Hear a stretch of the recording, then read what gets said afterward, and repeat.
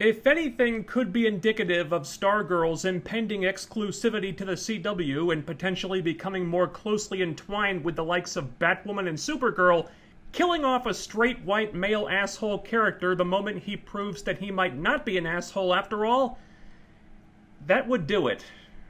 So, Stargirl, welcome to your new home, current year CW, where good superhero shows go to die.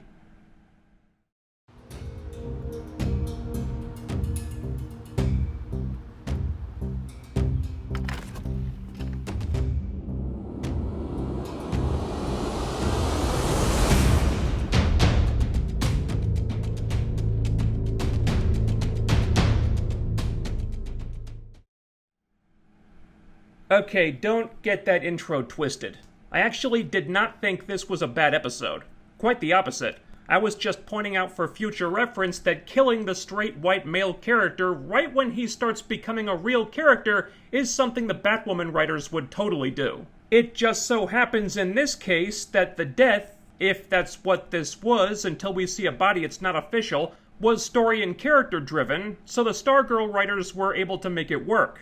However, once Stargirl becomes an exclusive CW show next season, these are things we might see less of as the network starts to exert its influence more, which, unfortunately, is bound to happen.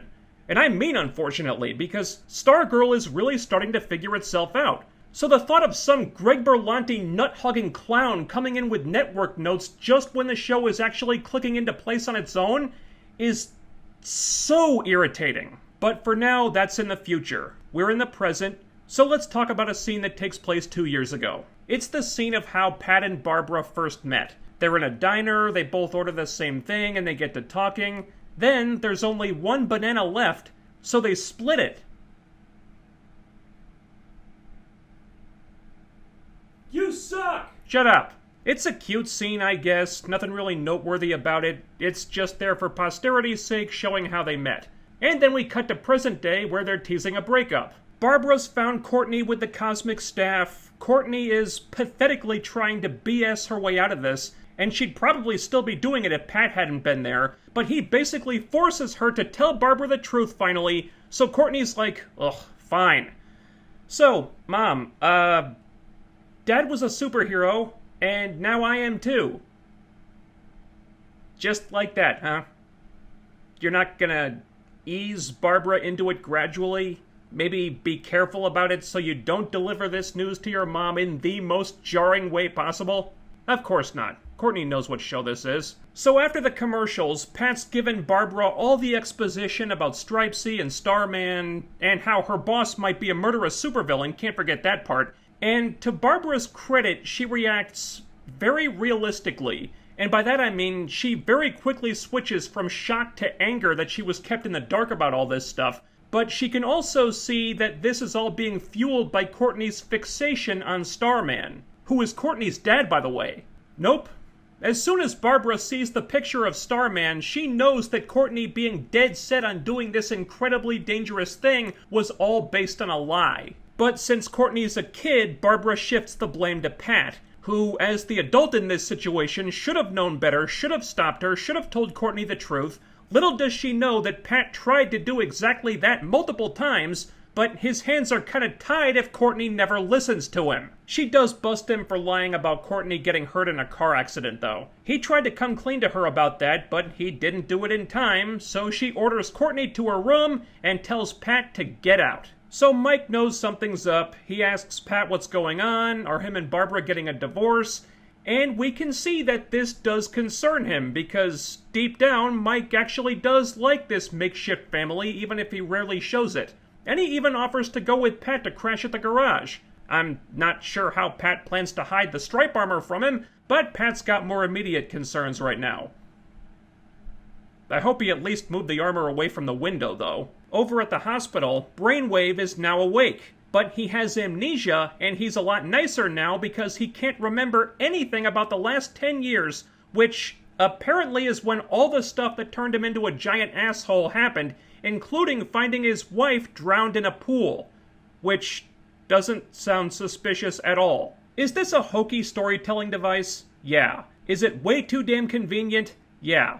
But you don't really mind it that much in this moment because it's less about the amnesia and more about Henry finally having his dad back. He reads his dad's thoughts and hears that his dad loved his mom, which is the first nice thing he's heard anyone think in days, and it's a huge relief to him. So they hug and they talk telepathically, and Brainwave knows how frightening these powers can be, so he's gonna help Henry, and it's a nice moment between these two.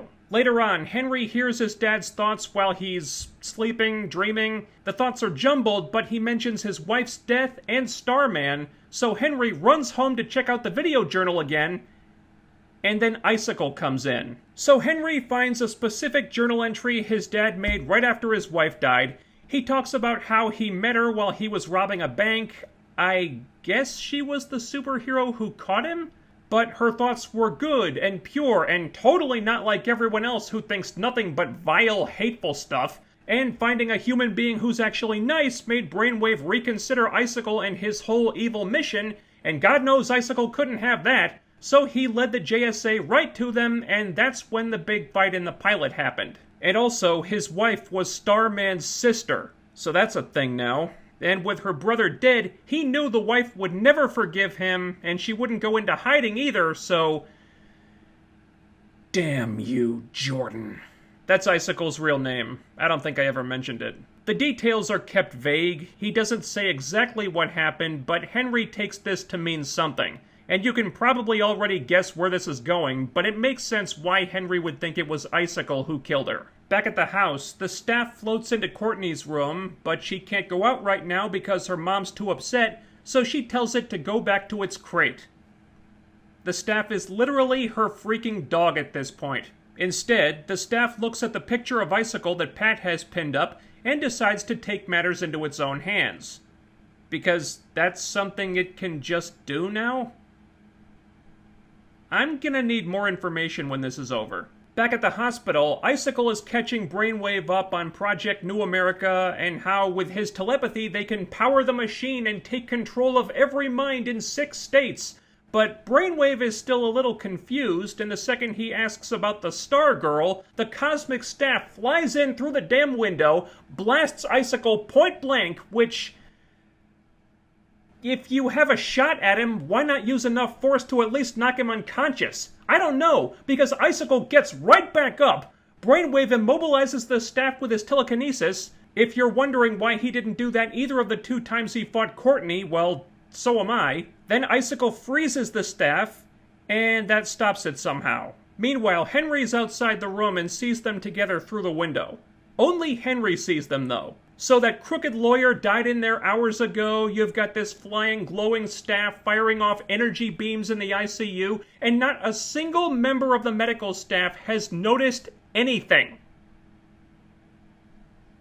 Is it possible that Brainwave was in a coma for so long because this just isn't a very good hospital? So Henry hides from them, and Icicle takes Brainwave to get his memory fixed. The next morning, Courtney finds the staff missing, but Barbara can't be bothered about that at all. She's getting her daughter as far away from this superhero crap as possible, so they're getting the hell out of Dodge. She doesn't want Courtney anywhere near this town or Pat, so this whole thing is over because Starman was not Courtney's dad. And now that Barbara's seen a picture of Starman, she would know, but Courtney is still not having it. And I'm gonna give them the benefit of the doubt for now. But after Courtney's been so stubborn about Starman being her father and constructing this whole illusion that she's built all her superhero aspirations on, when she finally does learn who her dad really is, it better hit her like a ton of bricks, or the writers will have missed a huge opportunity here. So Barbara leaves, but she tells Courtney to start packing because they're gone as soon as she gets home from work. You know, where Icicle is. Courtney does not do what she's told.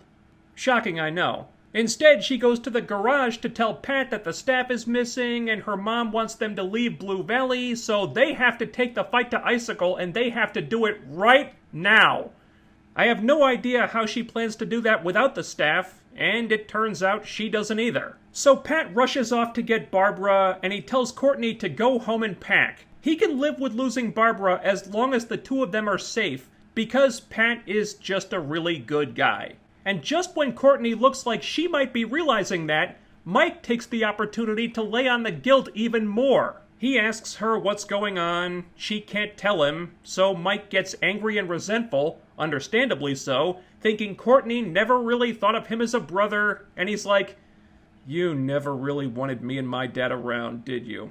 And she basically didn't.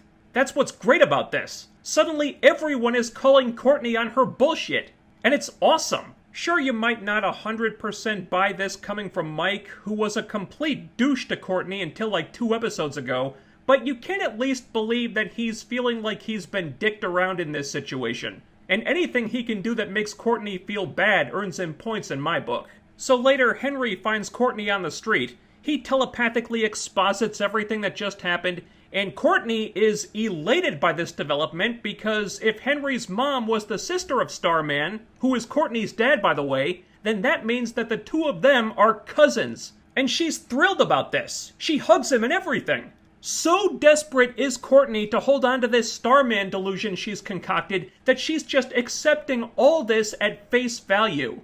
I'm starting to believe that the writers will deliver, and this actually will blow up in her face. And no lie, I'm getting excited for it. So Henry thinks his mom was starting to change his dad for the better, and that's why Icicle killed her. And Courtney says that Icicle also killed Starman, who is Courtney's dad, by the way. And that means that they have to stop him. But they're gonna need some help. Then we cut to Barbara taking a break from packing up her stuff at work to write a quick email to Courtney's actual father.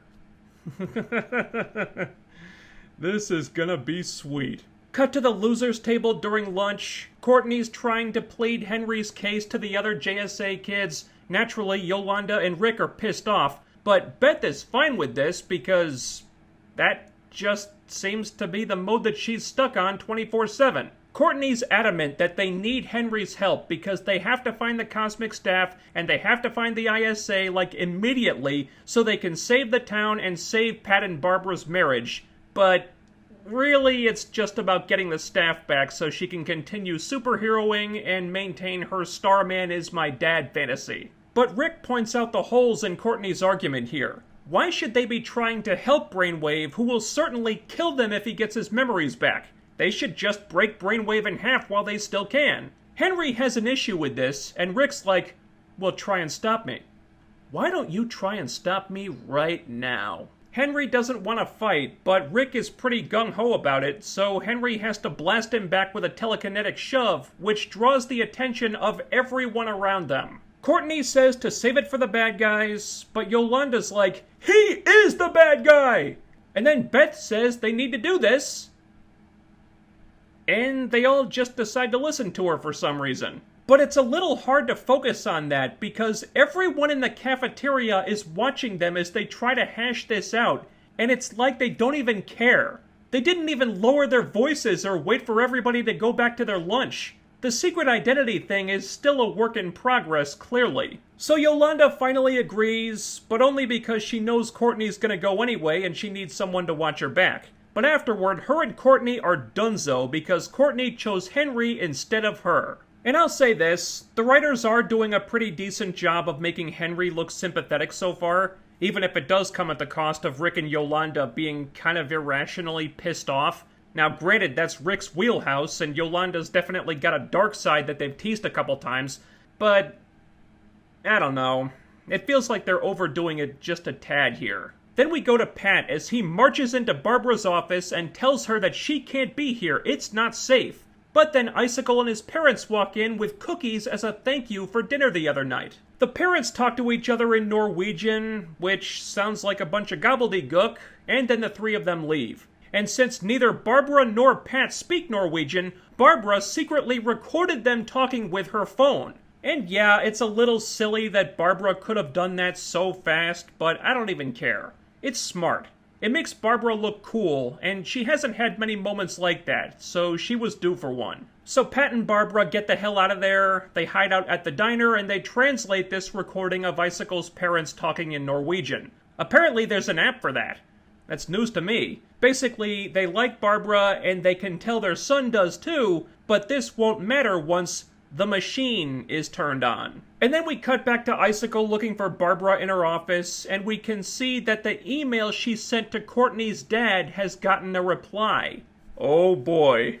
Courtney's not going to take this well at all, is she?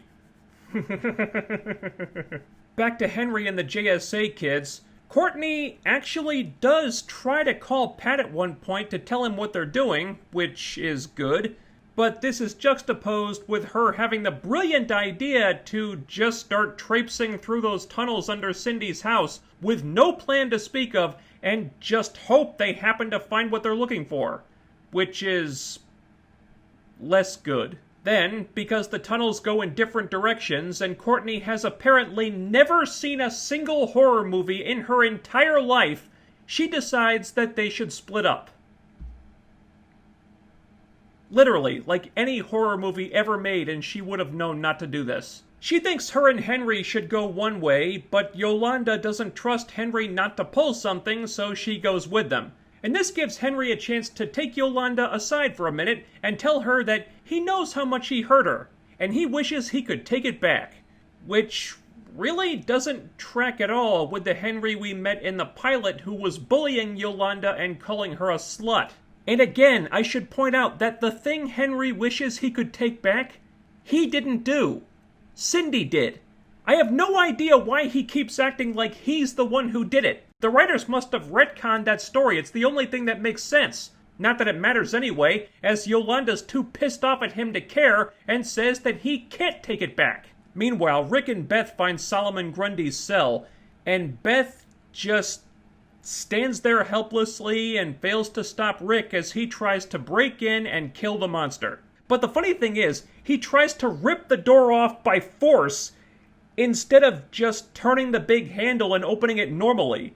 So he just looks ridiculous. Dude, just open it like a regular door. This is not complicated. And then the others just walk right into Dr. Ito's lab. It was that easy.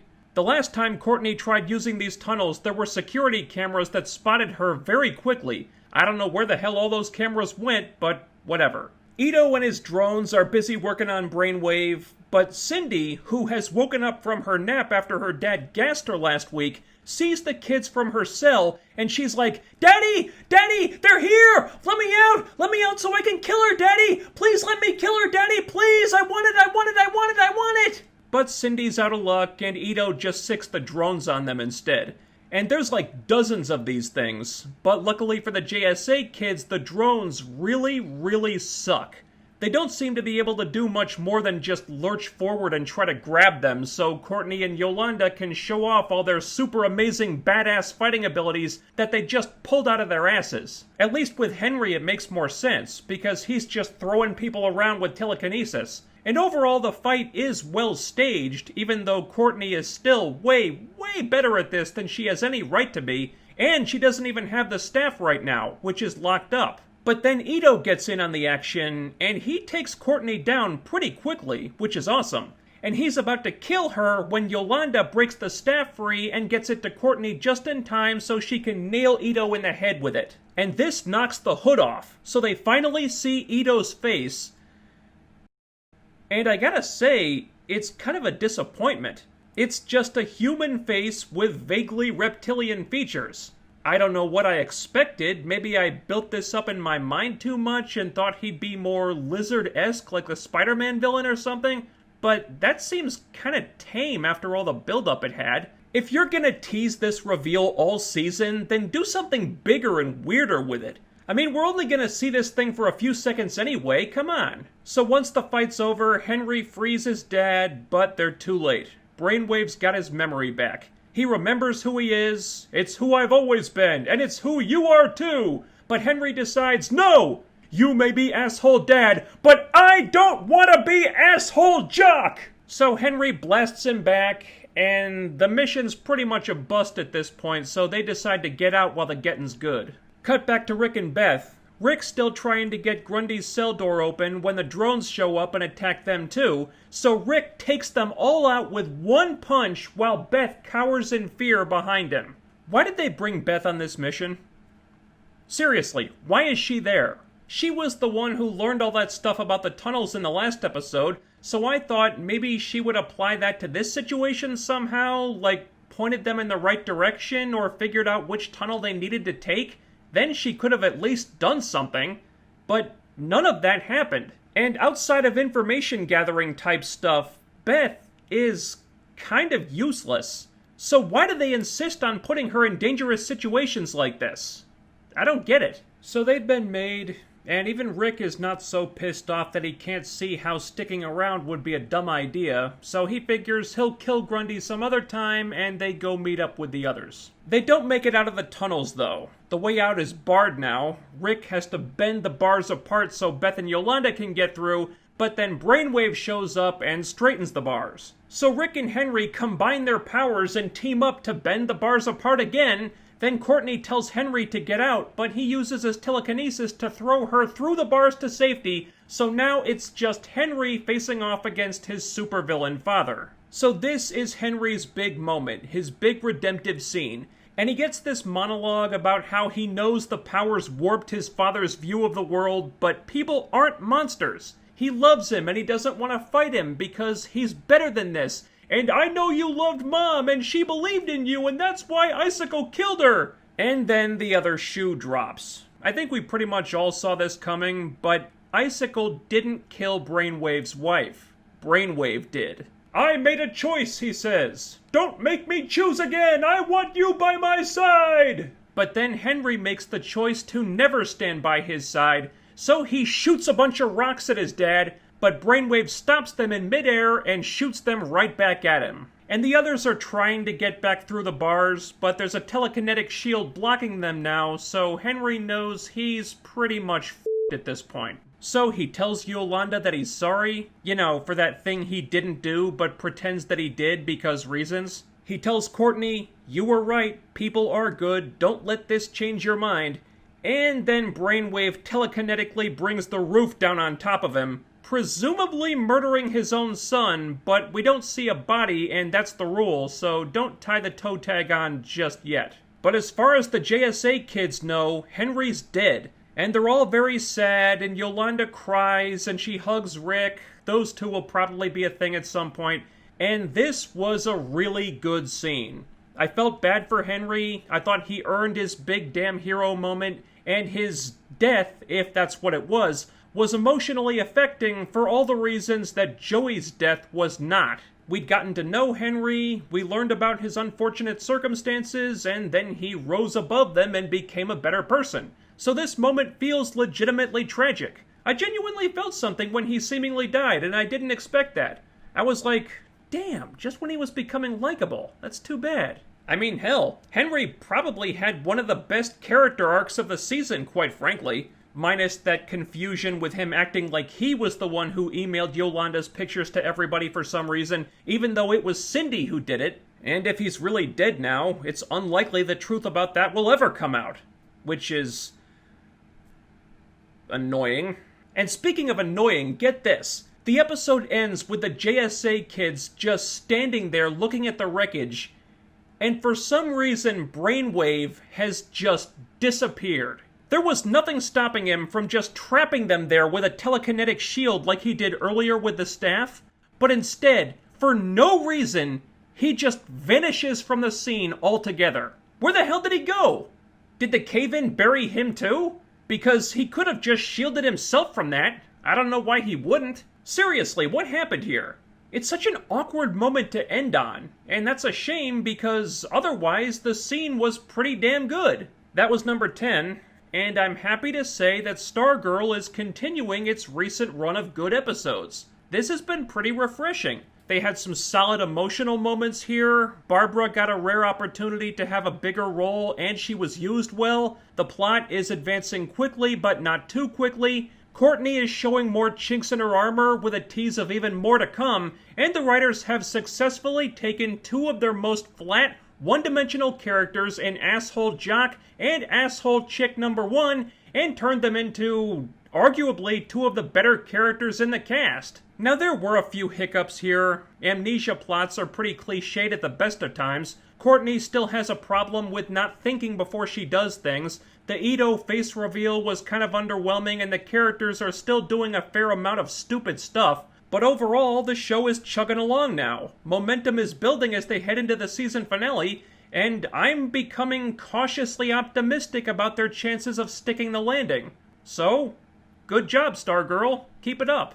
And that'll be it for me. If you enjoyed this review, I've covered every episode, so check out the playlist on the channel, ding that bell icon, and follow me on Twitter using the link in the description so you'll always know when I upload new videos. Like, share, subscribe to help me fend off the algorithm. Make sure you're still subscribed, since YouTube may have unsubscribed you since the last time you were here, and I'll be back with more very soon. Until then, stay safe, stay healthy, wear a mask if you're going out for God's sake, and I'll see you next time.